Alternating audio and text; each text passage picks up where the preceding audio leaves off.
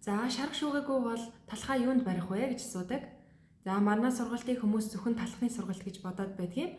За тэгэхээр хөрөнгөө хэрэглээд арчлаад сурчих юм бол дороож буюу түргэн эсгэгчээр хийдэг бүх гурилан бүтээгдэхүүнийг хийх боломжтой.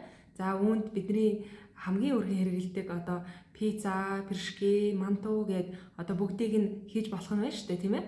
За үүнчлэн хэрвээ надад шарга шүүгээ байхгүй би орон нутагт туслан дээрээ тийм ээ байна гэж жишээлбэл бодвол за ямар ч зүйл дээр одоо халдаг зүйл дээр талхаа барих боломжтой байдаг юм шүү. За жишээлбэл будаан агшрагчанд байж болно. За ерөнхийдөө бол жигнэх саваа үргэлж тослно гэдгийг санах хэрэгтэй. За зуурамга тассан савандаа хоёр дахь хөөлтөө хийж болно. Эсвэл хөөсөн зуурамга тассан савандаа шилжүүлээд зөвхөн жигнэхтэй ашиглаж болно. За гал дээр жигнэж болно, плетгэн дээр жигнэж болно. За плетгэндээ индукц байна уу, газ байна уу бүгдээрээ яг адилхан. За ер нь бол зарчим нь бол маш бага гал дээр удаан хугацаанд одоо айжуухан жигнэхтэй л гол нь оршдог. За нөгөө талаар ерөөсөө нөгөө халууны хуваарлалт зөвхөн доотлоос явагдах учраас хит халуунаар төөнөд эхлэх юм бол талхач нэг талаасаа түлэгдээд эхэлдэг. За би ерөөхдөө өөрөө лагер дээр очиод талхаа барихаараа галдаар жигнэдэг. Галдаар жигнэхдээ би яадаг гэхээр бараг одоо аргалын цогон дээр ч юм уу тийм ээ модны цогон дээр тавьж орхиод 1 2 мод хийжгаад тэгээд жигнээд болгочихдаг. За ингээд гал дээр жигнэхтэр бас их сайхан юу яхал их гоё идэг штэ. Хоньны сүүл гоё ингээд нарийнхан гэрчиж жаад талхан доороо дэвсээд талхныхаа дээгүр зулаад хийхээр өнөө хоньны сүүл чин талхныхаа одоо гадарга дээр шингээд их гоё амт оруулдаг. За үүнчлэн ямар ч төрлийн ургамлын тос хэрглэж болно.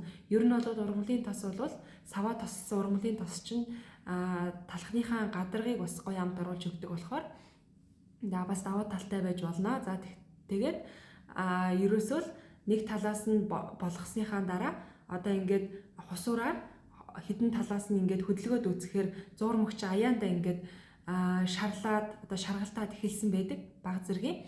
Тэгэнгუут нь хөдөлөө бэйли өмсөж жагаад сайхан өргөөд одоо нөгөө тишээгээ хөмрүүлж тавьдаг. Ингэж хоёр талаас нь жигд болгосноор талх маань одоо бүрэн болдог юм аа. За будаан агшрагчанд л гэхэд би өөрөө бас талх барьдаг л байсан. Тэгэхээр манайх бол их хуучны будаан агшрагчтай ингээд нэг дарангууд буцаж дээшээ босоод идэг. Ингээ хэсэг хугацааны дараа дахиж дараад өргөжлүүлж жигнсээр хагаад талхаа болгодог байгаамаа. За өөр бол ерөөсөө л талх баригчин бас барьж болно. За талх баригчин дээр болохоор яадаг гэхээр дорооч буюу эсгэгчний гурилан бүтээгдэхүүн хийхэд зориулагдсан хөвчлэн байдаг. За тэгэхээр энэ талхны үйл явц бол нэг 3-4 цагийн дотор дуусчдаг тийм ээ.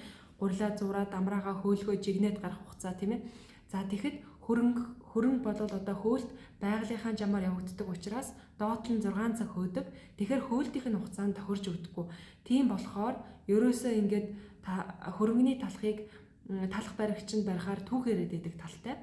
За тийм болохоор аль хэдийн болцсон талхаа нөгөө эргүүлдэг имийг нь авчгаад савандаа одоо ингээд тосолж гад жигнж бас болох юм тийм ээ.